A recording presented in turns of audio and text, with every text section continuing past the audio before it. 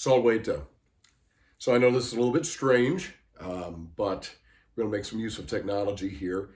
And I'm just going to walk through in book 12, kind of where we were up through line 745, which is the homework Monday night leading into Tuesday. So you should be watching this on Tuesday. Now, if you guys don't get to 745 Monday evening, then you might want to stop at whatever point in this video where your translation has stopped. Go ahead and work out the rest, and then you can come back and watch more of the video. So we're just try to do this as best we can and point out a few things along the way. So at this point, you do want to have your notes out. In fact, if you don't mind, let me go ahead and start off with our verse of the week, if we can do that. The Isaiah 46:4, usque ad senectam ego ipse, et usque ad canos ego portabo, ego feci, et ego ferram, ego portabo, et ego, or he doesn't repeat the ego, salvabo. And so he says, to old age, ego ipse, I myself, God is speaking, he says, to old age, I myself will carry you. Ad canos ego portabo. And this is not canes, which is a word for dogs. This is canos, which means gray hair or white hair, which is always a symbol for old age. So to old age, to gray hair, I will carry you. And he says, ego feci, I have made you. And ego ferram, and I will bear you, I will carry you, and I will save you. So such a wonderful verse. We'll try to say a little bit more about that each day this week as we can, but such a wonderful verse. And if you don't mind, let me go ahead and pray for us here. In nomine Patris et Filii et Spiritus Sancti, gracious Father, we thank you so much for the gift of technology and the ability to try to continue with life, even when other aspects of life seem to be getting in the way of life. So I pray that this would be beneficial to the students. You'd help them to continue to explore their Virgil, and it would be of good meaning to them. And we lift this all to you in nomine Patris et Filii et Spiritus Sancti. So, yeah, so like I say, kind of trying to press on just a little bit here. So remember, it was Turnus was, he made up his mind, he's going to rush into battle now, and he's going to try to fight Aeneas. And he's hurtling down the mountain, or he's hurtling into battle like a rock hurtling down the mountain. There's some description there. We were around that on the Tuesday before Thanksgiving, so quite a long ways back. And we'll pick it up, if you don't mind. We'll pick it up with, let's see here, line 699, in the middle of 699.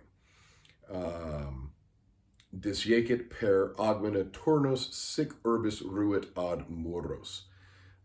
So in other words, completing this comparison, just like this rock hurtling down the mountain, blah, blah, blah, blah.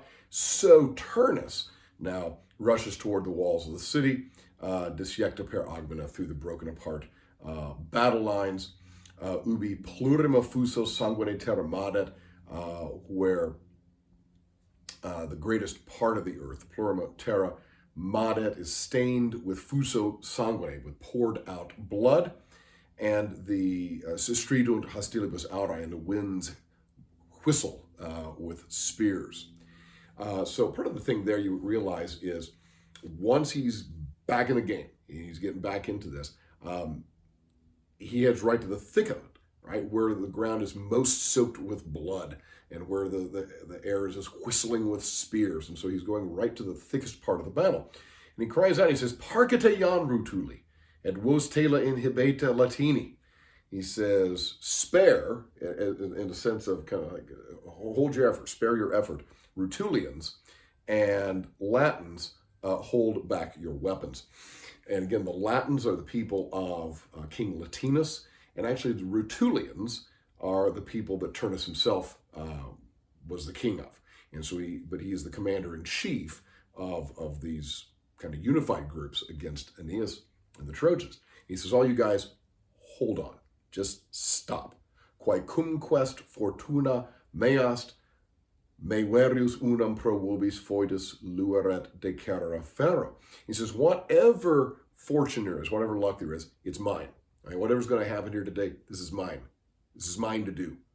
Me verius unam pro vobis foedus luere. It is mine, he says, more truly, verius, more truly it is mine, my duty, to pay for the treaty on behalf of all of you. So again, there was this treaty that had been between them. It had been broken. And he says, look, guys, just stop the fighting. This one's on me, right? I'm taking this one. And it's on me to decernere ferro, to settle the matter, to decide the matter with a sword. Desque se romnes medi spatiumque dedera. They all the guys in the middle there, medi, all the guys in the middle, disque sera.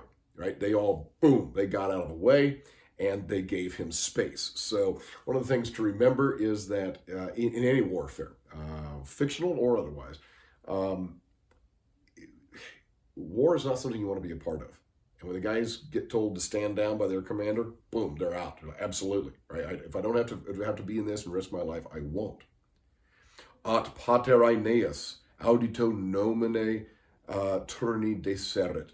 Et muros et sumas deseret arces precipitatque moros omnis, opera omnia rumpit, laetitiac sultans, horrendum quintonat armis. But Father Aeneas, and this is how Virgil often describes him, Father Aeneas, with the name of Turnus having been heard, he deseret muros, he quits or deserts, leaves the walls, he quits or leaves the sumas arces, the tall towers, and he precipitat moros omnes, he gets rid of all delays, and he omnia opera rumpit, he bursts through all works and efforts, and laetitia exultans, rejoicing with happiness.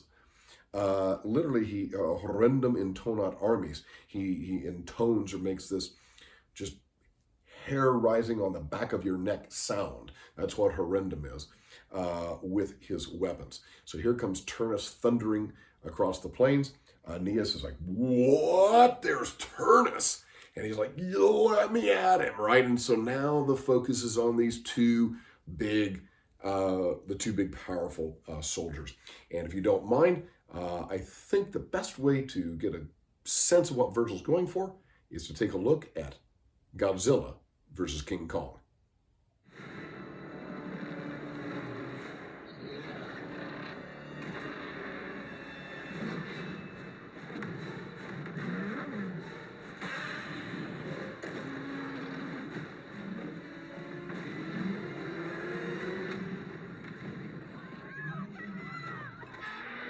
Now, what you're going to see is, I'm not out of my mind for making that comparison, because Virgil himself goes on to say, quantus athos, aut quantus erix, aut ipse cruscis, cum fremit illicibus, quantus gadetque nivali vertice se atolens, pater Apenninus ad auras.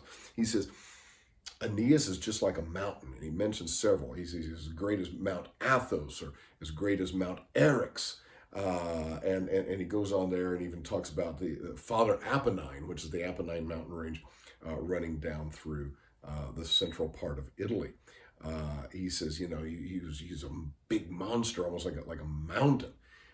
Then it says, Jam vero et rutuli certatem et Troes et omnes converter oculos Itali, qui qualta tenebat moenia, qui quimos pulsabat ariete muros, armaque depassuere humeris. And then all the Rutulians, and likewise the Trojans as well, and all the Italians, they all turned their eyes. Everybody's like, what? Look at these two guys fighting. And everybody who's even holding the high parts of the walls, and the guys who were pulsabat muros, imos muros arieta, the guys who were knocking at the base of the walls with the battering rams, they all arma depassuere humeris. They all literally put off the weapons from their shoulders. Even King Latinus says, stupid, he just gazes on, I can't believe this is happening, right? At these ingentes men, these huge men, genitos diversis partibus orbis, born in different parts of the world, and again, kind of like King Kong and Godzilla, right? Two different monsters coming at each other.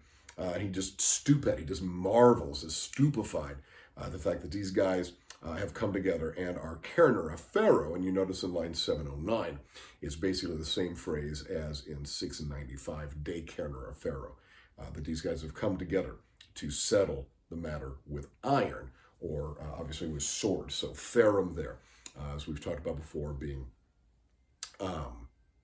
really synecdoche for sword, right? Then it says, ad quili ut vacuo patuerent aequora campi, pro cursu rapido conjectus eminus hastis in vadunt martem clippis at quaere sonoro. And those two guys, so the Ili refers to Turnus and Aeneas, as soon as the campi, as soon as the plains opened up, right? Patio patera, patui means to open up. As soon as the plains opened up with a vacuo aequore, with a big open space. So in other words, both the Rutulians and the Latini on the one side and the Trojans on the other, they all like, boom, give these guys some space, right? So they all back up. And as soon as that happened, these two guys, with a procurso rapido, we can learn to speak here, with quick course, and with their spears, just hurled at each other. They invadunt martem.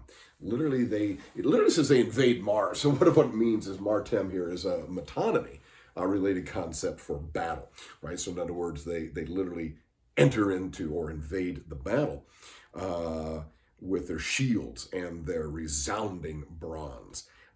So in other words, there's this big clash, right? The shields come clashing together, and these guys are locked in mortal combat. Dat gemetum telus, the earth itself gives forth a groan. Tum crebros insibus ictus congeminat. And then it says they think about the Gemini, right? From the astrology sign, the Gemini. They double, because Gemini means twins. They double their crebros ictus. They double their thick blows with their swords, right? So they just go boom, and now they got their swords out and they're coming at it. And it says, fors et virtus miscetur in unum. Fors is the root of fortune, or just blind chance. Chance and virtus and courage, both are mixed into one. Now notice something about the grammar here. It's fors et virtus. You say, okay, well that's a compound. That would be a plural subject, right? But oh, hey, miscetur there in 714 is a singular verb. Why is that? Well, fors et virtus, Virgil's really just bringing them together, even in the grammar, showing how just blind chance and courage and ferocity, manliness, all that kind of stuff, have actually just mixed into one. So that's what the words say, but it's also what the grammar says. And he says it's just as, and so here comes another example. So Virgil, remember we were talking about this right before Thanksgiving. Virgil likes to do these Homeric similes, or imitate the Homeric similes that Homer would use, especially in the Iliad. And so, again, to show that clip of King Kong and Godzilla would be what we would do today, right, when telling a story.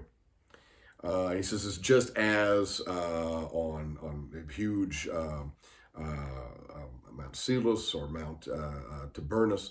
He says just like a couple of bulls, duo tauri, right, two bulls in inimica proilia. I don't know if there could be any other kind of proilia. It says in an unfriendly battle. I'm not sure there's such a thing as a friendly battle, but this is just like two bulls in an unfriendly battle with their frontibus conversis, with their fronts turned toward each other, right? So the horns are coming at each other. They incurrent, they run into each other. And even their magistri pavidi cesera. Now, magistri here doesn't mean teachers, but when it comes to the bulls, it would be the shepherds, or the guys, the cowboys, if you will, the cowboys, right? So the ones who would take care of the cattle. And so even their scared cowboys, boom, cesera, they just flee, right, when these two bulls come at each other. In fact, the whole herd, pecus omne, just stopped. Metu mutum, just mute with fear. Musantque juvenci, and the girl bulls, right? The cows, the heifers, they just musant. They just kind of tremble there as to quis nemori imperiter, who will rule over the herd, and whom the herd will follow. Right, so everybody, all the cows and the other bulls are looking at them, going, okay, which one's going to win? Which one's going to win? Which one are we going to follow? Now, notice something. This is where sound comes in. You got a nice alliteration here in what is it, 718? Omne metu mutum musant. Look at all the M's. Omne metu mutum musant. It's like people who are like, I'm so scared, and the sound is there to mimic the description, right? Because he says that the whole herd is standing there and just in complete fear, and so the sound mimics that. 720 goes on, still talking about the bulls, Eli, meaning the bulls. They mix up multa vulnera, many wounds, with with force. We is the root of the word violence. And they come at each other, cornua obnixi infigunt, brandishing their horns, they kind of gore each other. And sanguine largo cala armosque lawant. Oh, and it says literally they bathe their shoulders and necks with a large amount of blood, right? So these bulls are just goring each other, and the blood is spurting out all over their necks, right? And gemitu nemos omne remugit, and the whole grove, it just bellows with their groaning. Non aliter tros Aeneas et Daunios heros. Not otherwise was Trojan Aeneas and the Daunian hero. Daunian is another name for Turnus there, the Daunian hero. So he says these two guys are just like these two bulls who would come at goring each other. Right? They concurrent clippies. They run together with shields. Ingains fragor iter complet, and a huge crashing sound fills the upper air. And Jupiter, now Jupiter gets into the mix here. And Jupiter ipse duos aequat examine lance sustinet et fata imponet diversa duorum. And then Jupiter, he hangs up, sustinet, literally he sustains, or hangs up, duos lances aequato examine. And he holds up these scales, right? These lances, these two scales, equally balanced. And then he imponet, he puts in the diversa fata, the diverse fates of the two men. Quem damnat labor et quo verga pondera latum, which one the work should condemn, and with which weight should turn to death. So we're balancing out their fates here, and he's putting one in and one in, and we're going to see which one actually sinks down in weight, and that's going to be the one to die. Now, as for Turnus, he emicat hic impune putans et corpore toto alte sublatum consurgit Turnus in ensem et fera. Now, somebody, we don't know that it's Turnus until we get into 729. We just get the verb at first. Somebody comes flashing forth, emicat's flash forth. Somebody comes flashing forth, putans impune, thinking himself to be undefeated or undefeatable. And he rises himself up brings himself up to his full height with his toto corpore, and then we find out it's Turnus who is this. So Turnus is like, right, standing up.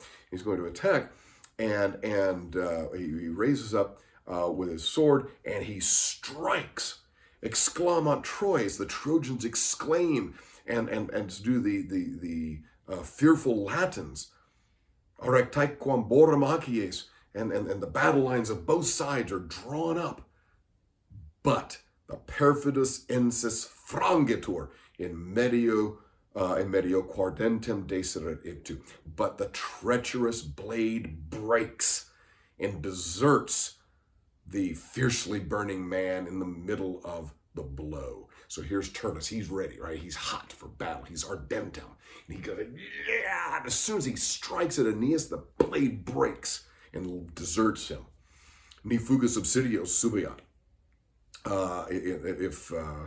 And certainly would have really deserted him. He would have been left alone. It says, ni fuga subsidio subiat, unless flight or escape had come along and helped him. In fact, he fugit ocior juro, he flees, Turnus flees, faster than the east wind. Ut capulum ignotum dextramque aspexit inermum. When he recognized, or when he saw that unrecognized worthless hilt, or when he saw that unrecognized hilt and his worthless right hand. And there's several things there we want to talk about in 734. First of all, you see the ut there, and you probably think, oh, hey, we got a purpose clause. But if you look at aspexit is a perfect indicative verb, so it can't be a purpose clause, because a purpose clause needs a subjunctive. So you might want to jot this down. Ut plus the indicative can mean when or as. When or as. And so he turned away, he ran as or when he looked at this unrecognized hilt, right? He's not used to seeing just a hilt in his hand. He's used to seeing a whole blade, and now there's this ignotum capulum, this unrecognized hilt. And he also, Virgil describes his dextram as being in ermem. This is a compound of in, which can be a negative prefix, and arma, right? So in ermus means unwarlike. His hand is now unwarlike. He can't fight with it. It's worthless. And he's like, what am I doing here? And boom, he takes off and goes flying across the field. So, tell you what, my voice is starting to run out a little bit, so we're going to stop there, and we'll pick it up again. I hope you guys are doing well, and we'll see you soon. Well, later.